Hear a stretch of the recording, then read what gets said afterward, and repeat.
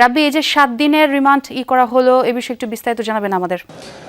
তাকে কিন্তু কিছুক্ষণ আগে চিফ মেট্রোপলিটন ম্যাজিস্ট্রেট আদালতের এই ৫ নম্বর কোর্টে হাজির করা হয়েছে।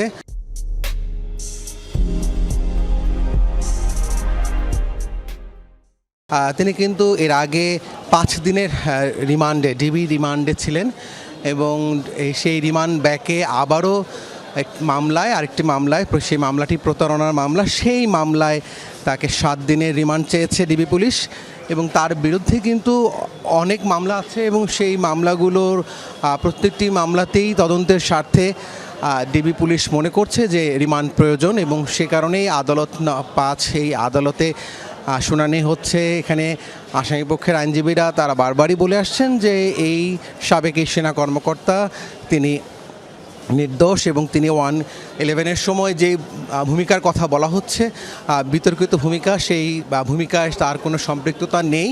কিন্তু রাষ্ট্রপক্ষের আইনজীবী তারা কিন্তু স্পষ্ট করেই বলছেন যে এই সেনা কর্মকর্তা তিনি তার ক্ষমতার অপব্যবহার করে নানাবিধ অপকর্ম করেছে এবং সেজন্য তাকে রিমান্ডে নেওয়া প্রয়োজন। রাব্বি, আপনাকে অনেক ধন্যবাদ।